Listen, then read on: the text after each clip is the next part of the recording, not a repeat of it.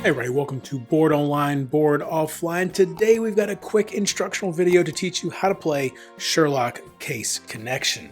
In Sherlock Case Connection, you are a detective investigating a crime.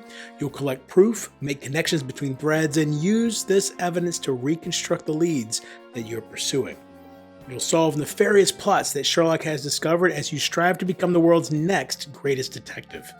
Stay determined and you might even overcome the master himself. Now, before we get into the game itself, I do want to mention our sponsor, StoneValleyGames.com. This is your friendly, distant game store run by Eric and Wendy. They have a fantastic selection of games over there. Go check it out. There's a link in the description below. They have a great selection of games, but they also have a lot of cool programs. They've got a loyalty program for return customers. If you are in the U.S. military and you're stationed overseas with an AA, AE, or AP address, they will ship to you for free. If you are living in the United States, in the continental United States, and you order $100 or more from Stone Valley Games, they will ship to you for free. So go check them out. Like I said, the new hotness, the old classics, the old hotness, the new classics, all that stuff is over there. StoneValleyGames.com. There's a link in the description below. To begin the setup, place the 4 location boards in the center of the play area. Mix all the forensic, witness, and cyber-proof tokens face down in a pile. This will be known as the proof pile. Place the universal proof tokens and the bonus point tokens to the side of the play area. Randomly draw proof tokens from the proof pile and place them face up on each of these spaces for a total of 10 placed tokens.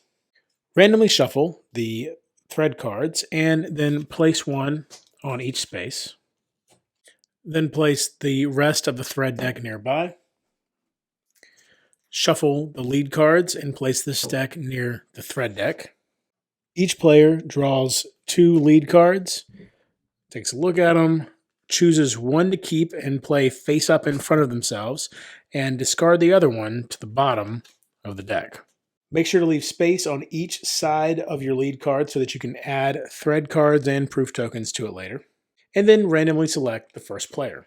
On your turn, you will choose a location to visit. You'll then choose any combination of 2 cards and or tokens to collect from that location. So you could take 2 tokens, or 1 token and a card, or 2 cards. So in this case, maybe I'll take these 2 cards. After you've chosen your combination of 2 cards or tokens, if 2 locations have only 1 item left on them, in this case, you can see 1 token here and 1 token here. It also would work if there was only a single card here. At this point, you replenish all locations.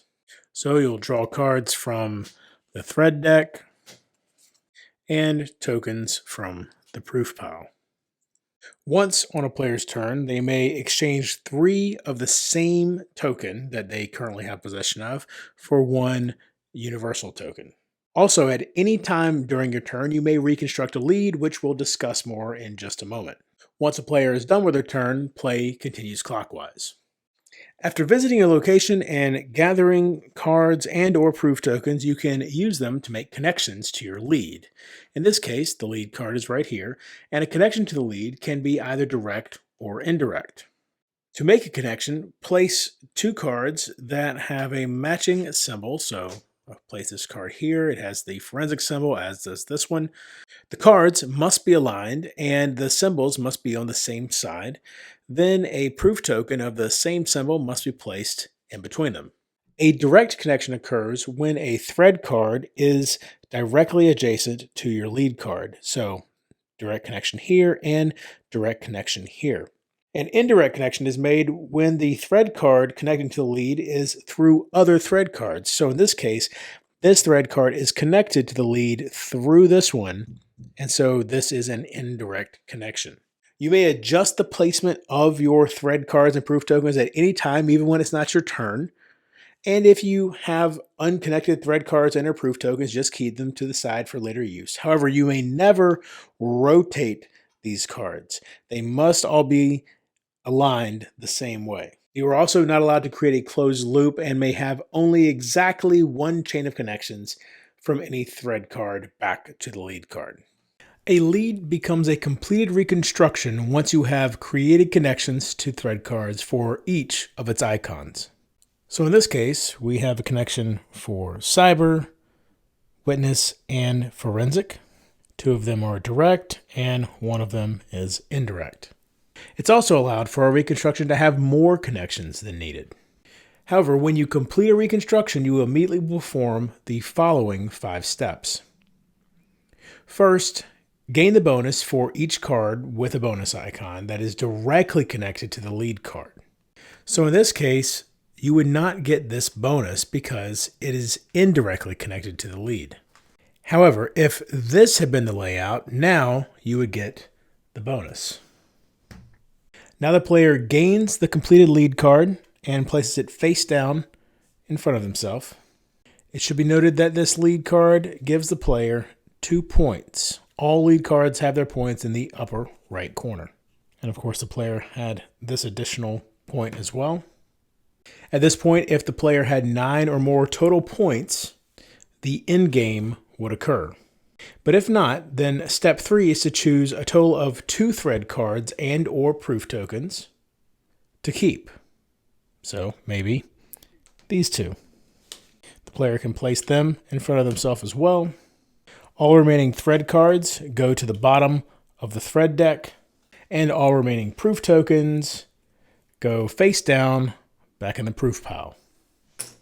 The player now draws 2 lead cards, chooses 1 to keep, and places the other face down at the bottom of the lead deck. The player could, of course, go ahead and make any connections they wanted to, and then play would continue as normal. When any player reaches 9 or more points, including both of their completed lead cards and bonus tokens, each other player gets 1 final turn, then the game ends. The player with the most points wins the game. In the case of a tie, the player with the single completed lead card with the most points wins. If there's still a tie, then the tied player who earned the most lead cards wins. And that's how you play Sherlock Case Connection.